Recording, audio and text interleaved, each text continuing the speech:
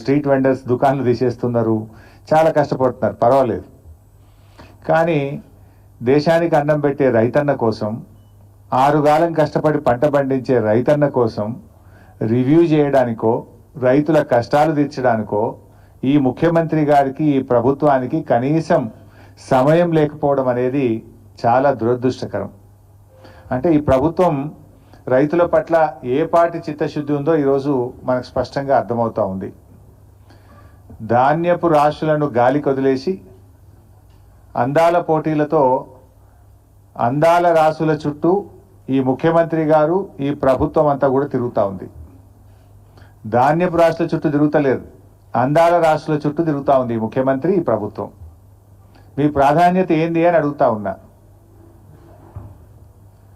ఈ ప్రభుత్వం అధికారంలోకి వచ్చిన 18 నెలల నుంచి కూడా రైతులను అరిగోస పెడతా ఉన్నారు. ధాన్యం కొనుగోలులో ఈ ప్రభుత్వ వైఫల్యం కొట్టొచ్చినట్టు కనబడతా ఉంది.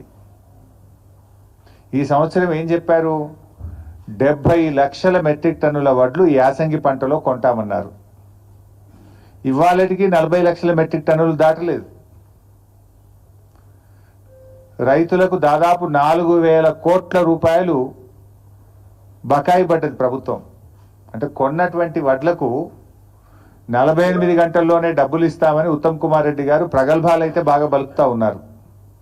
48 గంటలు కాదు కదా, 10 రోజులైనా కూడా ప్రభుత్వం కొన్న ధాన్యానికి రైతులకు డబ్బులు పడడం లేదు. బోనస్ అయితే దిక్కే లేదు. యాసంగి పంటలో 512 కోట్ల రూపాయలు ప్రభుత్వం బోనస్ కింద రైతులకు చెల్లించాల్సి ఉంది. 512 కోట్ల రూపాయలు కాదు కదా, 5 పైసలు కూడా బోనస్ కింద ఈ ప్రభుత్వం ఇప్పటిదాకా రైతులకు విడుదల చేయలేదు.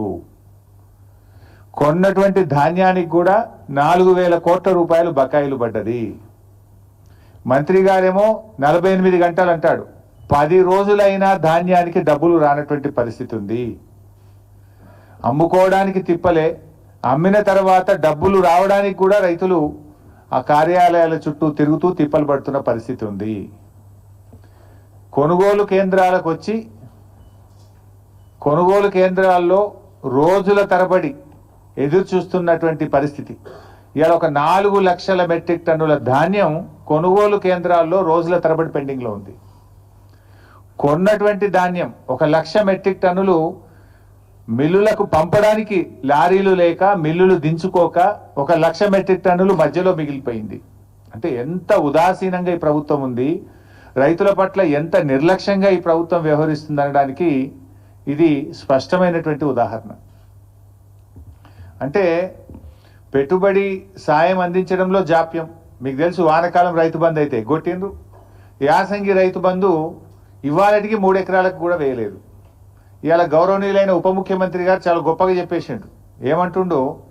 మేము పెట్టుబడి సాయం కోసం బడ్జెట్లో 18,000 కోట్లు పెట్టినాం, ఏడాదంతా ఇస్తాం, మెల్లగా ఇస్తాం, ఏడాదంతా ఇస్తారట. ఎప్పుడు పెట్టుబడి సాయం అంటే ఎప్పుడు ఇవ్వాలి? పంటకు పెట్టుబడి సహాయం, విత్తనాలు కొనుక్కోవడానికో నాట్లు పడడానికంటే ముందు ఇవ్వాలి. కోతలైపోయినా యాసంగి పెట్టుబడి సాయం ఇవ్వలేదు ఉప ముఖ్యమంత్రి గారు. ఇలా ఖమ్మంలో చెప్తున్నాడు ఆయన గారు, మెల్లగా ఇస్తారట. మీరు కాంగ్రెస్ పార్టీ మేనిఫెస్టోలో ఏం పెట్టారు? కేసీఆర్ 10,000 ఇచ్చిండు, మేము 15,000 ఇస్తాం.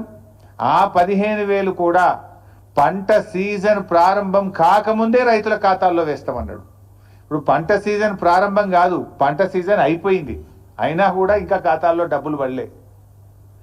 ఓడదాటదాకా ఓడమల్లప్ప, ఓడదాటినాక బోడమల్లప్ప.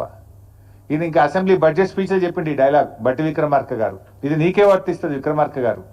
మొన్నటి బడ్జెట్ సమావేశాల్లో బడ్జెట్ స్పీచ్లో ఈ కథ చెప్పిండు. ఓడదాటినాక ఓడమల్లప్ప అంటే బోడదాటినాక బోడమల్లప్ప అని, ఓడదాటినాక బోడమల్లప్ప అని కథ చెప్పిండు. ఇది ఎవరికి వర్తిస్తుంది బట్టి గారు? నీకే వర్తిస్తుంది. నీ మేనిఫెస్టో తీసి చూసుకో. పంట పెట్టుబడి సాయం రైతులకు అందించడంలో జాప్యం, కొనుగోలు కేంద్రాల్లో ధాన్యం కొనుగోలు చేయడంలో జాప్యం, కొన్న ధాన్యాన్ని మిల్లులకు తరలించడంలో జాప్యం, గన్నీ బ్యాగులను సమకూర్చడంలో జాప్యం, రైతులకు సకాలంలో 48 గంటల్లో డబ్బులు వేస్తామని చెప్పి చెల్లించడంలో జాప్యం, ధాన్యాన్ని లారీ లెక్కించడానికి హమాలీలు లేరు, హమాలీలను సమకూర్చడంలో వైఫల్యం, కొనుగోలు కేంద్రాల్లో కనీస సౌకర్యాలు త్రాగునీరు కానీ వడదెబ్బ తలగకుండా నీడను కలిగించడంలో ప్రభుత్వ వైఫల్యం, గన్నీ బ్యాగులు సకాలంలో సమకూర్చడంలో వైఫల్యం, గొప్పగా చెప్పిన బోనస్ను అందించడంలో ఘోర వైఫల్యం. అంటే మొత్తంగా కూడా అంతా బోగస్. ముఖ్యమంత్రి గారు పోయిన అసెంబ్లీ సమావేశాల్లో మాట్లాడుతూ మా ప్రభుత్వంలో తరుగే తీయడం లేదు, అసలు తరుగు ప్రశ్నే లేదు మా ప్రభుత్వంలో అని చాలా గొప్పగా అసెంబ్లీలో భారీ డైలాగులు కొట్టిండ్రు. ములుగు జిల్లా గోవిందరావుపేట మండలంలో ఒక జట్టి రాజు అనే ఒక రైతు 10 కిలోల తరుగు తీస్తున్నారని ఆత్మహత్యా యత్నం చేసుకున్నాడు. క్వింటాల్కు 10 కిలోల తరుగు తీస్తున్నారు. రేవంత్ రెడ్డి చెప్తాడు అసలు తరిగే తీస్తలేరు మా ప్రభుత్వంలోనే అసెంబ్లీలో చెప్తాడు.